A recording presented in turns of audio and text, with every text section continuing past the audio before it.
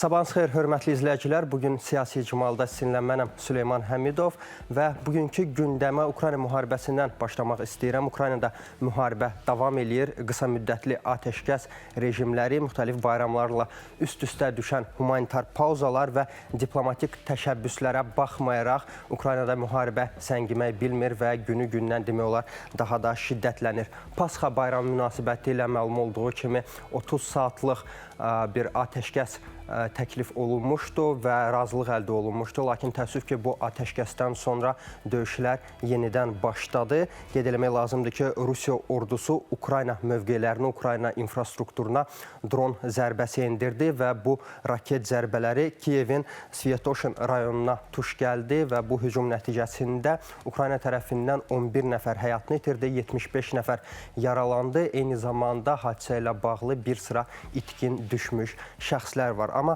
dəyişməyən bir şey var təbii ki, bu rəqəmlər hər dəfə, hər hücumda, hər eskalasiyada dəyişir təbii ki, həm ölənlərin, həm yaralıların sayı. Amma dəyişməyən bir məqam var, o da müharibənin öz sürətini itirməməsi və belə görünür ki, Ağ Evin rəsmi Vaşinqtonun Rusiya və Ukrayna arasında davam edən vasitəçilik səyləri də o qədər də uğurlu alınmır. ABŞ prezidenti Donald Trump 100 günlük prezidentliyi ərzində Rusiya ilə atəşkəs əldə etməyə çalışsa da, hazırda faktlar onu göstərir ki, Ağ Ev rəhbəri hələ ki buna nail ola bilmədi və görünən odur ki, Kremlin indiki mövqeyi də Trumpın imicinə bir növ zərbə vurur. Çünki xatırlayırsınızsa, Trump hələ prezident olmamışdan əvvəl bildirirdi ki, o prezident olan kimi dərhal bu müharibəni dayandıracaq. Lakin artıq müharibədən 3 aydan çox, daha doğrusu Trumpın hakimiyyətə gəlməsindən 3 aydan çox vaxt keçib, amma müharibə hələ ki səngimək bilmir və tam sürəti ilə davam eləyir. Qeyd eləmək lazımdır ki, Donald Trump sosial şəbəkə hücumunda Rusiyanın bu hücumunu pislədi və Truth Social sosial şəbəkəsində bir paylaşım etdi. Vladimir Putinə çağırış elədi və bildirdi ki, Vladimir bu prosesi dayandır. Çünki həftədə hər iki tərəfdən 5000 əskər həyatını itirir, 5000 hərbçi həyatını itirir və gəlin sülh sazişi bağlayaq deyib Donald Trump. Amma bəzi ekspertlər, bəzi siyasi şərhçilər qeyd edirlər ki, Trumpın bu çağırışı real iradəni əks etdirən bir məqam deyil və pərdə arxasında digər məqamlar var.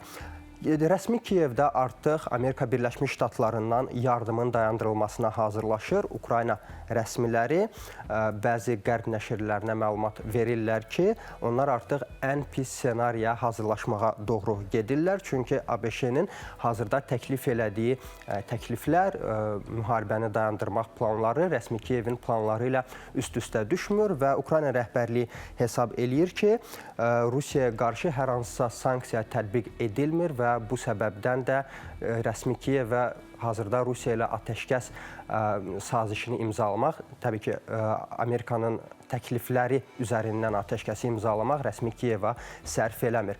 Ötən gün Vladimir Zelenski də müsahibə verdi və bu müsahibə əsnasında Birləşmiş Ştatların bu vaxta qədər Ukraynaya verdiyi yardımın ümumi həcmini açıqladı. Zelenski bildirdi ki, indiyənə qədər Vaşinqtondan Kiyevə ümumilikdə 105 milyar dollar yardım edilib və bu yardım təbii ki, böyük hissəsi, bu yardımın böyük hissəsi silahlara yönəldilib. Zelenski onu da bildirdi ki, bu 105 milyar dolların böyük bir həcmi silah vasitəsilə gəlib, amma pul köçürmələri də olub, amma bu pul köçürmələrin özlərini də silah alışına sərf eləyib rəsmi Kiyev hakimiyyəti. Avropada bu mərhələdə sülhməramlı missiya göndərmək istəyirdi. Bununla bağlı Fransa təşəbbüskeşlik həyata keçirirdi bir müddət öncə, Böyük Britaniya qoşulmaq istəyirdi, amma qərb ölkələrindən hazırda gələn mesajlar onu göstərir ki, artıq bir sıra Avropa ölkələri bu prosesdən yayınmağa çalışırlar və heç də Ukraynaya hərbçi göndərmək niyyətində deyirlər, çünki onlar hazırda bu prosesi çox yüksək riskli adlandırırlar və ora quru qoşunlar göndərmək əvəzinə, sülhməramlı kontingent göndərmək əvəzinə hərbi məsləhətçilər göndərməyə planlaşdırırlar və bu xüsusda hərbi məsləhətçilərlə paralel olaraq hələ də Ukraynanı və Kiyevi silahla dəstəkləməyə davam etməyi planlaşdırırlar.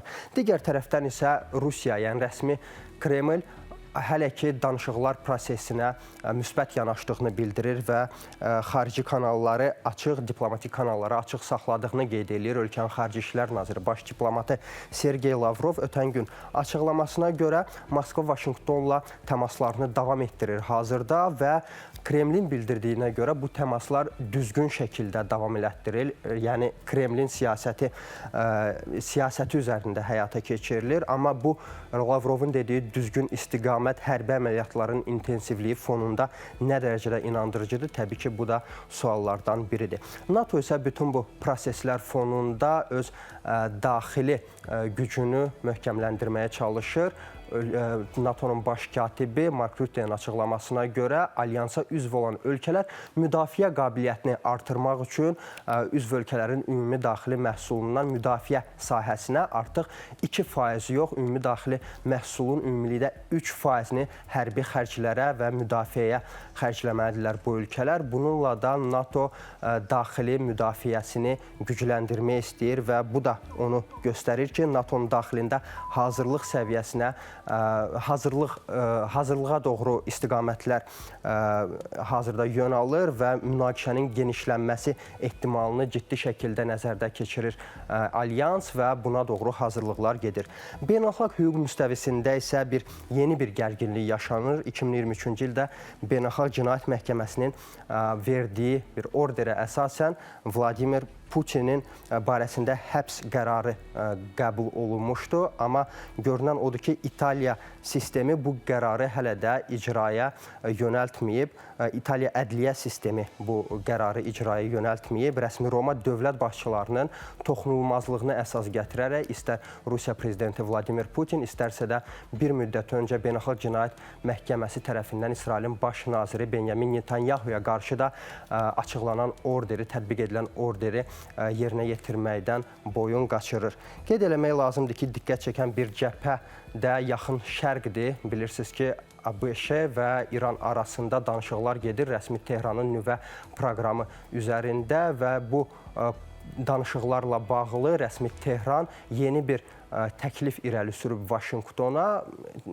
İranın Xarici İşlər Nazirliyi bu yaxınlarda bildirdi ki, danışıqlar prosesi üçün 60 gün ümumilikdə müddət kifayət etmir və bu müddət artırılmalıdır. Tramp isə ümumilikdə bu prosesi müsbət qiymətləndirsə də rəsmi Vaşinqton bu danışıqlar müddətinin uzadılması ilə hələ ki razı deyil və görək yaxın günlərdə bu proses necə davam eləyəcək. Trumpın digər daxili və iqtisadi mövqeləri də xarici siyasətə təsir eləyir. Təbii ki, bir müddət öncə Trump açıqladı ki, ölkənin böyük iş adamlarına, yəni milyarderlərə gəlir vergisini qaldırmağa hələ ki hazır deyil. Çünki əgər Vaşinqton bu prosesə əl atsa, belə bir qərar qəbul etsə, ölkədən milyarderlərin axını baş verəcək digər ölkələrə və Trumpın digər bir açıqlamasına görə rəsmi Vaşinqton hazırda Çinə qarşı olan tarifləri azalda bilər. Bu da təbii ki, bəzi ekspertlər tərəfindən